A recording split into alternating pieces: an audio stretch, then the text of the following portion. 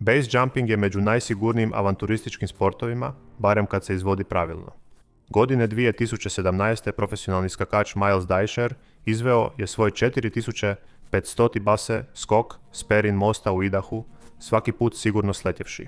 Ovdje tisuće skakača svake godine skaču s visine od 148 metara u kanjon rijeke Snake, a velika većina odlazi bez ogrebotine. Pogodi gdje sam pronašao ove nevjerojatne priče. Tako je, na web stranicama i društvenim mrežama, tvrtki i škola za base jumping koje promoviraju ovaj sport. No, promotivni materijali ne spominju mračnu stranu base jumpinga, već samo poglede i uzbuđenje slobodnog pada. Za svakog skakača koji sigurno sleti na polje talus ispod, postoje priče o onima koji se nikada nisu vratili živi na tlo. Zaboravit ćeš uzbuđenje skakanja s litice kad shvatiš koliko brzo pogrešna odluka može biti kobna. Dobrodošao u ekstrem. Dana 15. studenog 2011. Holly Britson bila je u pravu, Utah, radeći na školskom projektu s dvoje kolega iz razreda. Pogledala je liticu i u trenu donijela odluku koja će je skupo stajati, ali Holly nije bila početnica. Imala je 24 godine, studirala je predmedicinu na sveučilištu Utah i bila iskusna padobranska rigerica s 60 BASE i gotovo 200 padobranskih toljikih skokova. Prijatelji iz BASE zajednice opisivali su je kao fokusiranu i osobu koja ne preuzima glupe rizike. Nakon fakultetskih obaveza tog dana, oko 16 sati, Holly je pogledala van. Škola joj je bila uz planinu Y, liticu koju je već gledala, a vrijeme je bilo u redu. Holly je, vidjevši da je njezina BASE oprema već tamo, odlučila brzo skočiti prije povratka kući. Što bi ovdje moglo poći po zlu, bio je problem kod BASE, skakanja. Visina je tvoja jedina sigurnosna margina. U osnovi, što više skačeš, veće su ti šanse za preživljavanje. Litice koje je gledala bile su visoke oko 120 metara, bez ikakve margine za pogrešku.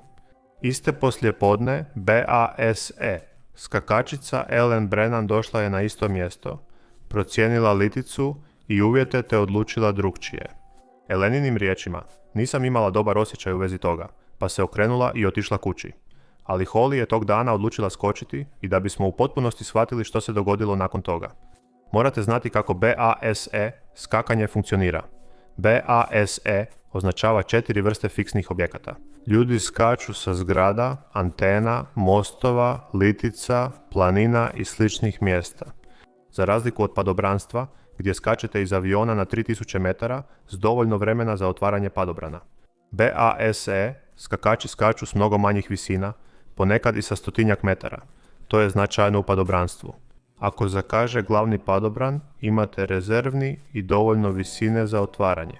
U BASE skakanju imate samo sekunde za prizemljenje, bez druge prilike ili vremena za rješavanje problema, morate brzo dootvoriti padobran da preživite. Dakle, dok je Holly stala na rub litice i pripremala se za skok, sigurno je znala da riskira. Ipak je skočila. 1 sekunda, 2 sekunde. Otvorila je padobran u 3. sekundi, koji je ispravno radio, ali nije bio dovoljno brz. Svjedok je opisao što je potom uslijedilo. Prema njima, Holly je već bila 3/4 puta prema dolje. Platnu je trebala još samo sekunda ili 2, da se potpuno napuni zrakom i uspori njezino spuštanje, ali ona nije imala još 1 sekundu. Holly je pala brzinom od 60 milja na sat i snažno udarila o stijene na dnu litice. Njezino tijelo otkotrljalo se 20 stopa niz padinu i zaustavilo. Nakratko je sjela pa opet pala. Svjedoci su pozvali pomoć, bolničari su brzo stigli i 30 minuta pokušavali reanimaciju, no udarac je bio prejak. U 16:40 sati Holly Britson je umrla zbog prerano otvorenog padobrana na maloj visini. Holly nije bila nepromišljena, bila je sposobna i znala procijeniti rizik. Oprema i litica bili su tu. Sve je bilo zgodno, a ona je već napravila 10 skokova bez problema. Je li ovo bio opravdan rizik iskusne sportašice ili propust u primjeni znanja? Holly je donijela lošu odluku, ali ju je sama donijela. Što se dogodi kad zanemarite stručnjake ispred sebe? 10. listopada 1987. Dan mosta na New River Gorge u zapadnoj Virginiji. Dan mosta jedini je dan kada je base jumping s mosta visokog 267 metara legalan u zapadnoj Virginiji. Tisuće gledatelja uz most, skakači iz cijele zemlje. Pravi festival s glazbom, mnoštvom i adrenalinom. Jedan od base skakača bio je Steve Gersting, 26-godišnji iskusni padobranac iz Pensilvanije. Ovo mu je bio treći skok tog dana. Steve se osjećao dobro, sve je išlo glatko, osim što je njegova padobranska oprema imala manu. Vidiš, kada skačeš s mosta, padaš puno sporije nego kada skačeš iz aviona. Za otvaranje glavnog padobrana prvo izbacuješ mali pilot padobran. Pilot padobran uhvati zrak i povuče glavni padobran pomoću užeta zvanog bridle.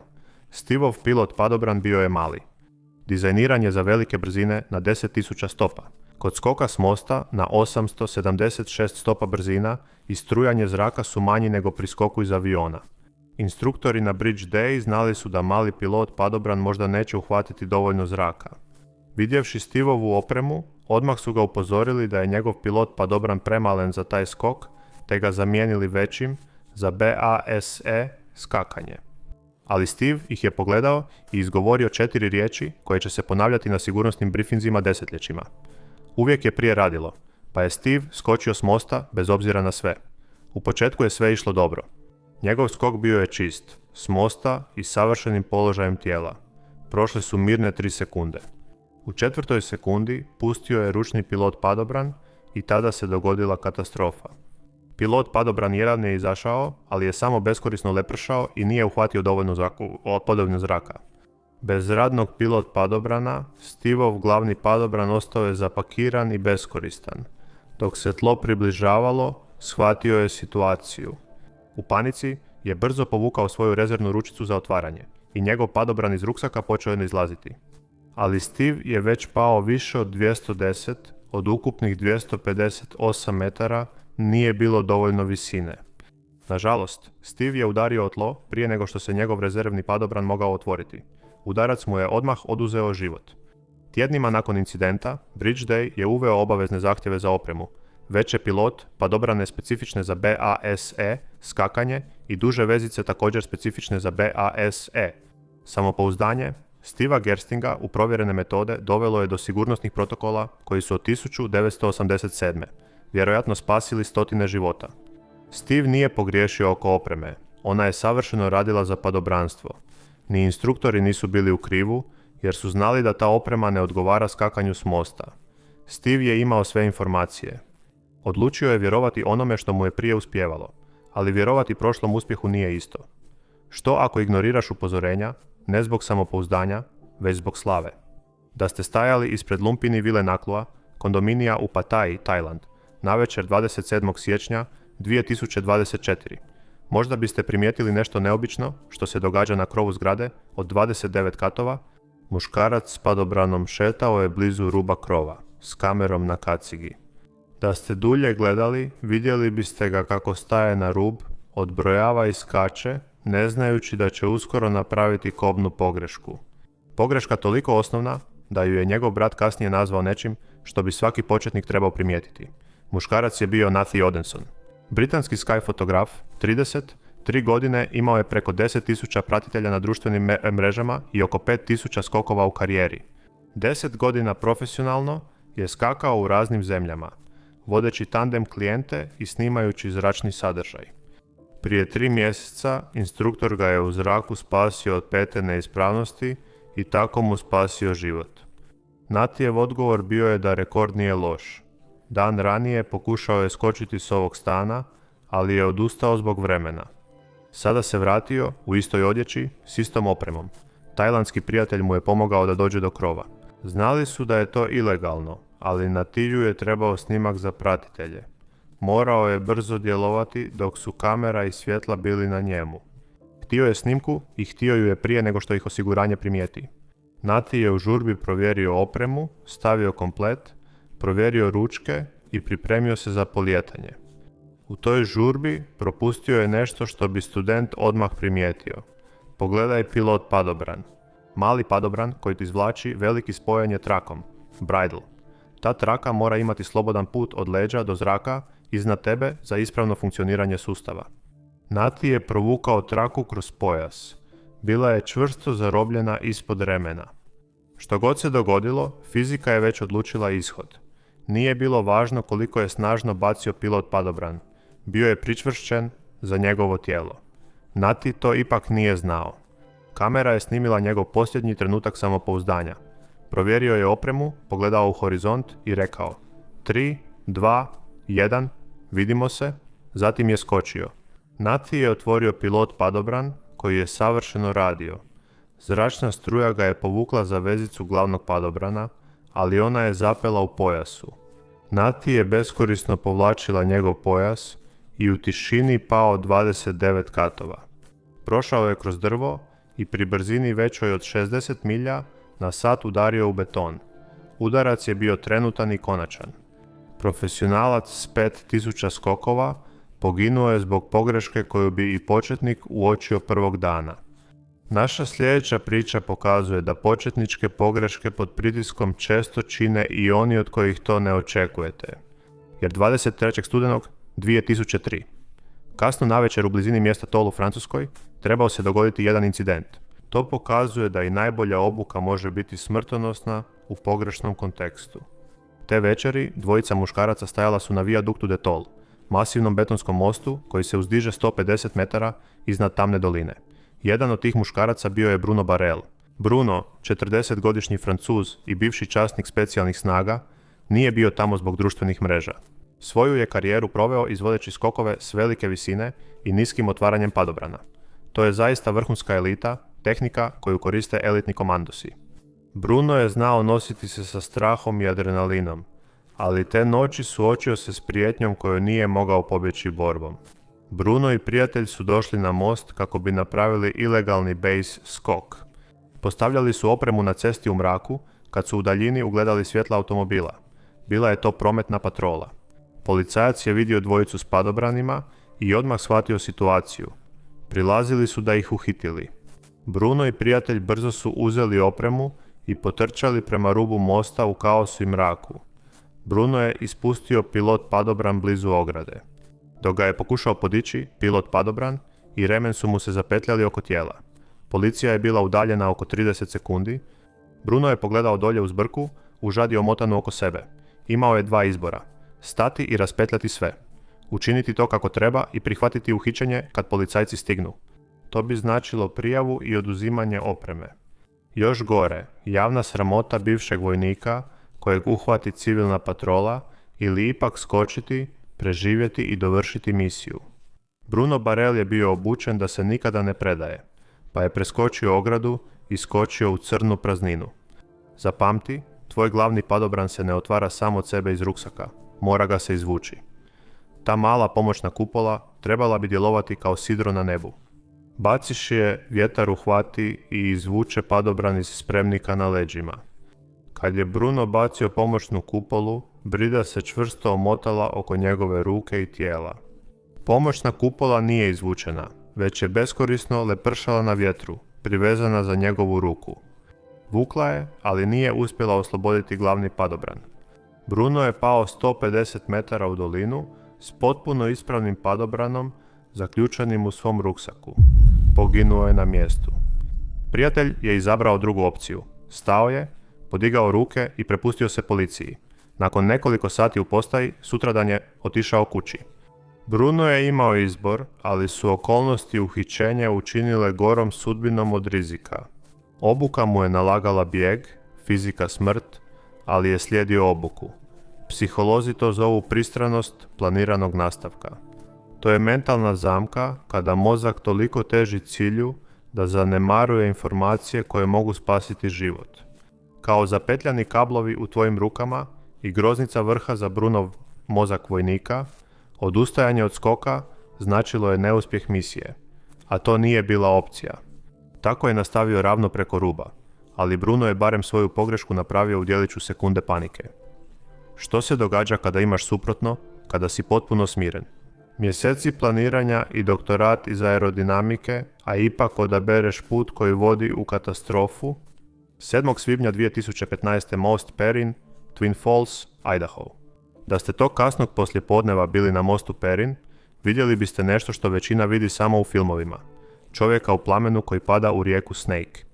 Taj čovjek bio je James Hickey i prkosio je svim stereotipima tog sporta. Imao je 73 godine i bio je umirovljeni računovođa. Tipični dosadni čovjek za brojeve. U posljednjem desetljeću skupio je preko 1000 base skokova. James nije bio nepromišljen, već metodičan i proračunat čovjek koji je volio pomicati granice mogućeg za starijeg sportaša. James je toga dana imao poseban plan. Izvesti akrobaciju s gorućim padobranom. Plan je bio složen. Skočiti s mosta, otvoriti padobran namijenjen paljenju radi efekta, odrezati ga kad izgori i otvoriti novi za sigurno prizemljenje. James ovu akrobaciju nije prepustio sreći, već joj je pristupio ozbiljno. 4 dana je planirao i napisao više od 60 stranica bilješki, računajući vrijeme, vjetar i opremu.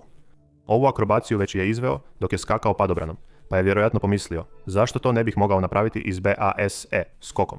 Postojao je temeljni fizički problem, koji je ignorirao ili mislio da može zaobići, gledano iz zrakoplova. Na 10.000 stopa imate oko 60 sekundi slobodnog pada.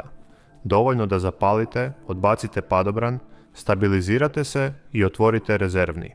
S perin mosta na 486 stopa imate 5 do 6 sekundi do udara. Za ovaj podvig bilo je potrebno više koraka. Paljenje, gorenje, odbacivanje, otvaranje rezervnog padobrana. Svaki je tražio vrijeme kojeg on nije imao. Tog dana, dok je James prelazio ogradu mosta, bio je siguran u svoj plan.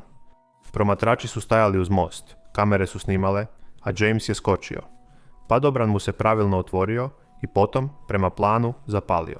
Vatrena kugla izbila je na nebu, plamen je zahvatio kupolu. Ljudi na mostu vikali su od šoka. Izgledalo je baš kako je planirao. Padobranca je izazvao požar, a teži dio je tek slijedio. James je morao brzo odrezati zapaljeni padobran i otvoriti rezervni. Ovdje se dogodila katastrofa. Je li bio dezorijentiran zbog vrućine, okretanja ili G sila, nikada nećemo saznati. Znamo da James nije uspio odrezati glavni padobran te je s njim i zapaljenim padobranom pao u rijeku Snake i odmah preminuo. Izvješće vještaka navodi kao uzrok smrti zakašnjelo otvaranje padobrana tijekom akrobacije. Imao je dobar plan, ali nije imao dovoljno vremena za provedbu. Jamesova smrt bila je druga BASE nesreća na Perinovom mostu te godine i najkontroverznija u posljednjih godina. Ovo nije bio amater, već profesionalac koji je želio dokazati da još uvijek može pomaknuti granice u sportu mladih. 60 stranica bilješki, 1000 skokova i smrt. Vrijeme ne staje ni za profesionalce koji žele nešto dokazati. Pitam se, izaziva li ekstremno iskustvo zabludu da će se svemir prilagoditi ako dovoljno planiraš i pripremaš? Ne znam zašto je Hickey tako odlučio, ali barem je to učinio sam. Naša zadnja priča pokazuje što se događa kad sustav zakaže. Svaki tjedan na Patreonu dijelim nešto novo. Ekskluzivan video, analizu događaja ili osobnu priču koju nema na YouTube-u. Pridruži se Ekstrem zajednici na Patreonu i zaviri iza kulisa sa mnom. Vidimo se 1. siječnja 2021. u Putrajai, Malezija. Ako si tog dana gledao prema zgradi Ministarstva za žene, obitelj i razvoj zajednice, možda si vidio base jumpere na krovu. Bila je to Vladina odobrena trening sesija. Bio je to službeni i navodno siguran trening koji su vodili neki od najboljih malezijskih base jumpera. Jedan od skakača tog dana bio je Ajuan Taharudin, koji nije bio početnik. Ajuan Taharudin imao je 49 godina, 18 godina padobranskog iskustva, preko 300 base i 500 padobranskih skokova. Kolege su ga zvale Sifu, što na malajskom znači majstor. Ajuan je sudjelovao na najvećim malezijskim base jumping priredbama od 2016. do 2019. Proslave Dana državnosti, Dan saveznih teritorija, vladini događaj s tisućama gledatelja. Mlađi skakači u Maleziji učili su base od Ajuana. Tog dana trenirao je za nastup za Dan saveznih teritorija 1. veljače. Bio je 5. od 8 skakača. Sve je bilo organizirano, sigurnost osigurana. Ovo je bilo najformalnije za base jumping. Iako to nisu znali, postojao je godinama dokumentiran problem. Prije nekoliko godina, australski stručnjak za base jumping Gary Cunningham izrazio je zabrinutost zbog ove zgrade. Cunningham je izveo 925 base skokova s Kyle tornja i preko 2000 sa zgrada širom svijeta.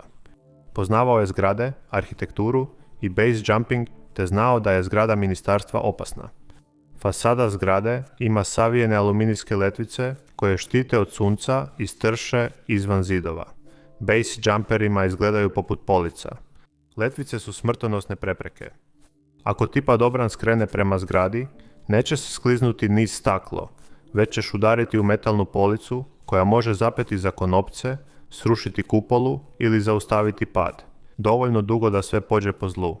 Cunninghamovo upozorenje bilo je precizno i matematičko.